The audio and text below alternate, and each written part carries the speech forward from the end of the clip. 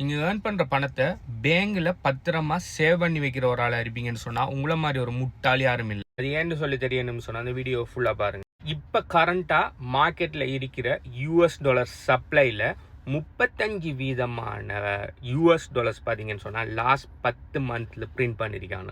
Look at this. கடைசி 10 மந்த்தில் எவ்வளோ பிரிண்ட் பண்ணிக்கான்னு பாருங்கள். இப்போ பணம் நிறைய பிரிண்ட் பண்ணால் நல்லா தானே நம்மளுக்கு நிறைய பணம் கிடைக்கும்னு சொல்லி முட்டாள்தனமாக யோசிச்சுட்டு இருக்கிற ஒரு ஆளாக இருப்பீங்கன்னு சொன்னால் பணம் அப்படி ஒர்க் ஆகுது. எவ்வளோக்கு இவனால் கூடுதலாக பிரிண்ட் பண்ணுறானோ அவ்வளோக்கு இன்ஃப்ளேஷன் கூடும். அவ்வளோக்கு இன்ஃப்ளேஷன் கூடுனா இந்த பணத்துக்குரிய பையிங் பவர் குறையும். அதாவது உங்களோட வழங்கக்கூடிய விஷயத்தில் சொல்ல போனால் பொருட்கள விலை கூடும். உண்மையாக பொருட்கள விலை கூடுறல இவனுகள் சப்ளையை கூட்டுறதால $1 இன்றைக்கு வாங்கக்கூடியது நாளைக்கு வாங்க முடியாமல் போகும். 5 வருஷத்துக்கு முதல் $10 10 பொருள் கிடைக்கும்னு சொன்னால் இன்றைக்கு அதே $10 ஒரு பொருள் தான் கிடைக்கும். இன்னொரு 5 வருஷத்தில் $10 ஒரு பொருளுமே கிடைக்காது.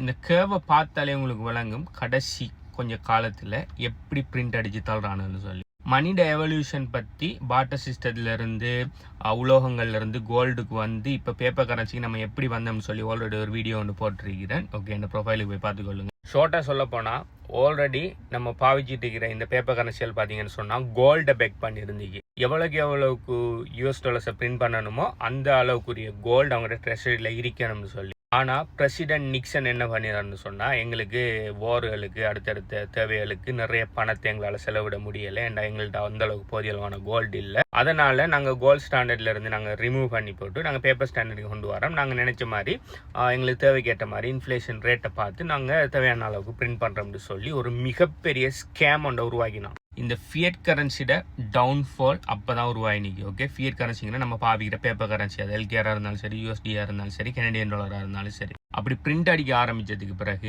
எல்லா நாடுகளுமே அதே மாதிரி பிரிண்ட் அடிக்க ஆரம்பித்து இன்றைக்கு பார்த்தீங்கன்னு சொன்னால் நம்ம எவ்வளவு தான் உழைச்சாலும், அதாவது நம்ம ஒரு தொழில் 2 தொழில் 3 தொழில்னு சொல்லி இப்போ நம்மளோட பேரண்ட்ஸோட காலம் இல்லாட்டி அவங்களோட கிராண்ட் பேரண்ட்ஸோட காலத்துல எல்லாம் ஜஸ்ட் ஒரு ஜாப் செஞ்சே அவங்களால நிறைய மிச்ச முடியக்கூடியதாக இருந்துச்சு. அந்த ஒரு ஜப்பை வச்சு அவங்க வீடு வாங்கினாங்க, ப்ராப்பர்ட்டிஸ் வாங்கினாங்க, எல்லாமே செஞ்சாங்க. நீங்கள் கனடாவில் இருக்கிற ஒரு ஆள் இருப்பீங்கன்னு சொன்னால் நான் என்ன கதைக்குன்னு சொல்லி வழங்கும். இன்றைக்கு கனடாவில் நீங்கள் மினிமம் ஒரு ஜாப், அது ஹை ஸ்கில் லெவல் ஜாப்பில் நீங்கள் செஞ்சால் கூட உங்களால் வீடு வாங்குறதுக்கு முடியாது.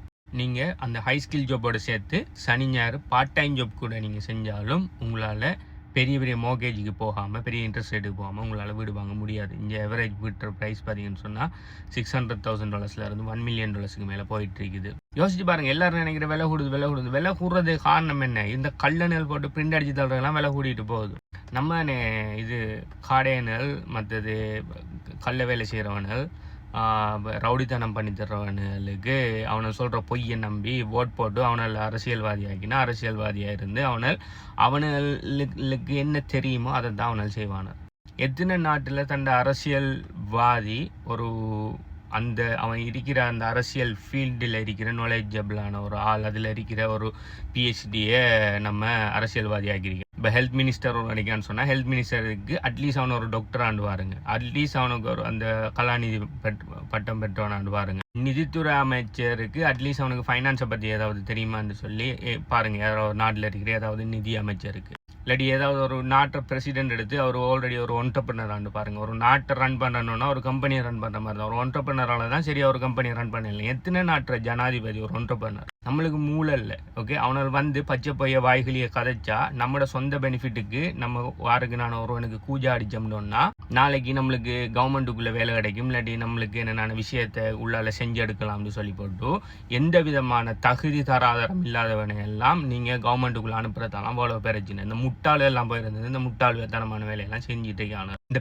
பெரிய ஸ்கேமுக்கு இருக்கிற ஒரே ஒரு சொல்யூஷன் என்னன்னு நீங்கள் எடுக்கப்பீங்கன்னு சொன்னால் எனக்கு தெரிஞ்சது பிட்காயின் மட்டும்தான். ஏன்னா பிட்காயின் மட்டும்தான் இவ்வளோ காலத்துக்கு 15 வருஷத்துக்கு மேலே யாரோட கண்ட்ரோலுமே இல்லாமல் ஒரு தனிப்பட்ட நபர், ஒரு தனிப்பட்ட கம்பெனி, தனிப்பட்ட கண்ட்ரியோட கண்ட்ரோல் இல்லாமல் 100% டீசென்ட்ரலைஸ்டாக உங்களே என்ன மாதிரி சாதாரண மைனஸால் ரன் பண்ணப்பட்டு இருக்குது. அதனால தான் இவ்வளோ காலத்துக்கு பிட்காயினை யாராலையுமே ஹேக் பண்ண முடியலை, பிட்காயினை மனிப்புலேட் பண்ண முடியலை, பிட்காயினை கூடுதலாக பிரிண்ட் பண்ண முடியலை. 21 மில்லியன் பிட்காயின் வாரத்துக்கு இருக்கு. அதை தாண்டி எக்ஸ்ட்ரா ஒரு பிட்காயினை கூட இவங்க உருவாக்கலாம். சிலாக்கள் சொல்லுவீங்க பிட்காயினை விட கோல்டு எல்லாம் கோல்டு தான் இது ஸ்கேரியஸ்டான சார், நம்ம பணத்துக்கு பதிலாக கோல்டு சேமிக்கணும்னு சொல்லி. நான் இல்லைன்னு சொல்ல வரல, கோல்ட் ஸ்கேரியஸ் அசஸ் தான். ஆனால் கோல்ட் ஃபிக்ஸ் சப்ளை இல்லை.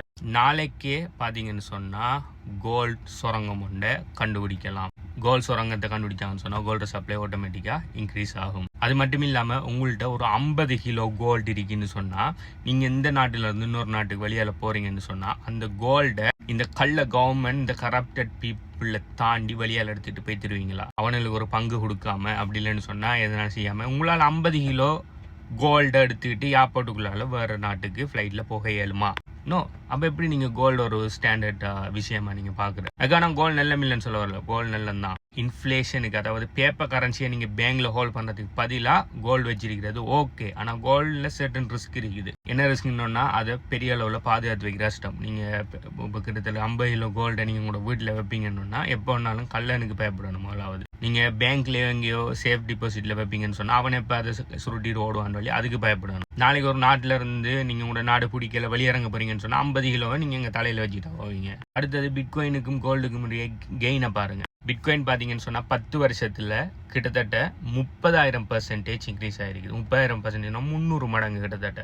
ஆனால் கோல்டு பார்த்தீங்கன்னு சொன்னால் 10 வருஷத்தில் 200% இன்க்ரீஸ் ஆகிருக்கு அப்படின்னு சொன்னால் 2 மடங்கு. நீங்கள் கோல்டில் உங்களோட பணத்தை சேமிக்கக்குள்ள அதுக்கு ஒரு க்ரோத் ஒன்று இருக்காது, ஓகே. ஆனால் நீங்கள் பிட்காயினில் உங்களோட பணத்தை சேமிக்கக்குள்ள அது க்ரோத் இருக்குது, ஓகே. உங்களோட பணம் வளரும். 300 மடங்காக இருக்குது. ஒரு கோடி போட்டிருப்பீங்கன்னு சொன்னால் 10 வருஷம் ஒரு கோடிக்கு பிட்காயின் வாங்கி வச்சிருப்பீங்கன்னு சொன்னால் நான் ஒரு கோடி யார் வாங்குறேன்னு சொல்லி வச்சுக்கலாம். உதாரணத்துக்கு சொல்கிறேன், ஈஸி கால்குலேஷனுக்காக சொல்கிறேன். ஒரு கோடி வாங்கியிருப்பீங்கன்னு சொன்னால் 10 வருஷத்தில் 300 கோடி. ஆனால் நீங்கள் கோல்டு 10 வருஷத்துக்கு ஒரு கோடி வாங்கியிருப்பீங்கன்னு சொன்னால் 2 கோடியாக இருக்குது. That's it. சிலாக்கள் சொல்லுவாங்க பிட்காயின் பெரிய வாலட்டிலிட்டியான அசெட், நான் வாங்கினா அது மைனஸில் போனால் என்ன 50%, 60%, 90% போனால் என்னன்னு சொல்லி. நீங்கள் இன்றைக்கு வாங்கி நாளைக்கு விற்கிற ட்ரேடிங்கை பற்றி நான் கைக்கல. நீங்கள் ட்ரேடிங் பண்ணுறது ட்ரேடிங் பண்ணுறது ஒரு என்ன ஏர்னிங் மெத்தட், அது ஒரு பிஸ்னஸ் மாதிரி. நான் கதைக்கிறது உங்களோட வெல்த்தை ப்ரொடெக்ட் பண்ணுறதை பற்றி. லாங் டைமுக்கு இந்த கல்லணிலிருந்து இன்ஃப்ளேஷனிலிருந்து இவனை நம்மளோட பணத்தை நம்மளோட உழைப்பை சூறையாடுறதுலேருந்து காப்பாற்றுறதை பற்றி தான் நான் கழிச்சிட்டு இருக்கேன். ஸோ இந்த ஸ்டாட்டிஸ்டிக்ஸை பார்த்தீங்கன்னு சொன்னால் நீங்கள்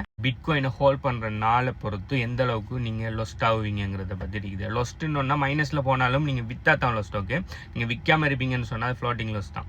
அதே மாதிரி மேலே போகக்குள்ள அப்பாவுக்குள்ளேயும் நீங்கள் விற்றா மட்டும்தான் ப்ராஃபிட், நீங்கள் விற்காட்டி அது ஃப்ளோட்டிங் ப்ராஃபிட். இதை நீங்கள் இப்போ நார்மலாக பார்த்தீங்கன்னா பிட்காயினை நீங்கள் உங்களோட லோக்கல் கரன்சியில் மெஷர் பண்ணுறீங்க. நாளைக்கு இன்னொரு 5-10 வருஷத்தில் என்னை பொறுத்த வரைக்கும் இந்த லோக்கல் கரன்சி எல்லாம் பிட்காயினை ஸ்டாண்டர்ட் பண்ணி மாற்றணும். அப்படி இல்லைன்னு சொன்னால் அந்த லோக்கல் கரன்சி அப்படி இல்லாமல் போய் தரும், ஓகே. போய் நம்ம எல்லாருமே பிட்காயினை பெக் பண்ணினே ஏதோ ஒரு கரன்சியை நம்ம பாவிச்சிட்டு இருப்போம். பிட்காயினை டே டு டேக்கு பாவிப்போமானு சரியா, ஆனால் பிட்காயினை பெக் பண்ணின ஒரு கரன்சியை நம்ம பாவிச்சிட்டு இருப்போம். ஸோ நீங்கள் 1 டே ஹோல்ட் பண்ணுவீங்கன்னு சொன்னால் 44% சம்திங் சான்ஸ் இருக்குது உங்களோட போர்ட்ஃபோலியோ கீழே இறங்குறதுக்கு. அதே மாதிரி 1 வீக் 1 மந்த் சொல்லி. ஆனால் நீங்கள் வாங்குகிற பிட்காயினை அட்லீஸ்ட் 3 வருஷத்துக்கு நீங்கள் ஹோல்ட் பண்ணுவீங்கன்னு சொன்னால் நீங்கள் மைனஸில் இருக்கிறதுக்கு சான்ஸ் ரொம்ப ரொம்ப குறைவு, not even 1%. ஏண்டா புல் மார்க்கெட் பியர் மார்க்கெட் ஒவ்வொரு 4 வருஷத்துக்கு ஒருக்கா நார்மலாக வந்துட்டு இருக்கும். அது பார்த்தீங்கன்னு சொன்னால் இப்போ ஃபியூச்சரில் பார்த்தீங்கன்னு சொன்னால் அந்த புல் மார்க்கெட் அந்த வாலட்டிலிட்டி அப்படியே தின்னாய் போயிட்டு இருக்குது. ஏர்லியராக இருந்த மாதிரி பெரிய அளவில் வாலட்டிலிட்டி இல்லாமல் போகும். ஸ்டில் சின்ன ஒரு வாலடைல் மார்க்கெட் ஒன்று இருக்க தான் செய்யும். ஸோ நீங்கள் இந்த புல் மார்க்கெட்டோட டொப்பில் நீங்கள் பிட்காயின் வாங்கி போட்டு நீங்கள் ஜஸ்ட் 3 வருஷம் வெயிட் பண்ணினாலே திரும்ப அந்த ப்ரைஸுக்கு அந்த பிட்காயின் வந்துடும். இது நீங்கள் 5 வருஷத்துக்கு ஹோல்ட் பண்ணுவீங்கன்னு சொன்னால் இன்னும் குறையும். அதே 10 வருஷத்துக்கு நீங்கள் ஹோல்ட் பண்ணுவீங்கன்னு சொன்னால் நீங்கள் பிட்காயினில் லொஸ்ட் ஆகிறதுக்குரிய சான்ஸ், மைனஸில் ஃப்ளோட்டிங் லொஸ் தெரியக்கூடிய சான்ஸ் 0, ஆல்மோஸ்ட் 0. நான் ஆல்ரெடி சொல்லிட்டேன், நீங்கள் 10 வருஷத்துக்கு நீங்கள் பிட்காயினை ஹோல்ட் பண்ணீங்கன்னு சொன்னால் 300% ஹோல்ட் பண்ணிட்டு சொன்னால் 300 மடங்கு 30,000%, 300 மடங்கு உங்களோட இது வெல்த் க்ரோ ஆகிருக்கு. ஸ்டில் நான் அந்த வாலட்டிலிட்டிக்கு பயப்படுறாக்களுக்கான ஸ்டாட்டிஸ்டிக்ஸ் தான் இது. ஸோ இப்போ நீங்கள் சொல்லுங்கள், நீங்கள் உங்களோட பணத்தை பேங்க்கில் வச்சு பாதுகாக்கிற ஒரு ஆளாக இருப்பீங்கன்னு சொன்னால் நீங்கள் முட்டாளா இல்லையான்னு சொல்லி. அப்படி இல்லை, நான் ஆல்ரெடி இந்த வெல்த்தை கோல்டில் நான் பாதுகாத்து வச்சிருக்கிறேன்னு சொல்லுவீங்கன்னு சொன்னால் உங்களுக்கு பிட்காயின் கோல்டை விட எவ்வளோ பெட்டர்னு சொல்லி இப்போ விளங்கிருக்கும். ஸோ நீங்கள் உங்களோட வெல்த்தை பணத்தில் வச்சுருக்கீங்களா, கோல்டில் வச்சுருக்கீங்களா, அப்படி பிட்காயினில் வச்சுருக்கீங்களா சொல்லி கீழே கமெண்ட் பண்ணுங்கள். பிட்காயின் பற்றி மேலே டீட்டெயில்ஸ் வேணும்னு சொன்னால் அதை எப்படி வாங்குற, அதை எப்படி சேஃபாக ப்ரொடெக்ட் பண்ணுற, எப்படி ஹார்ட்வேர் வாலெட்டில் வச்சு ப்ரொடெக்ட் பண்ணுற, எப்படி லாங் டைமுக்கு பாதுகாப்பாக வைக்கிறாங்க மேலே டீட்டெயில்ஸ் வேணும்னு சொன்னால் இந்த வீடியோ பார்க்க டைம் வீடியோ கேட்டு லைக்கிறீங்கிறது கீழே கமெண்ட் பண்ணுங்கள். சம்மந்தமான மேலே டீட்டெயில்ஸ் தரேன். பை.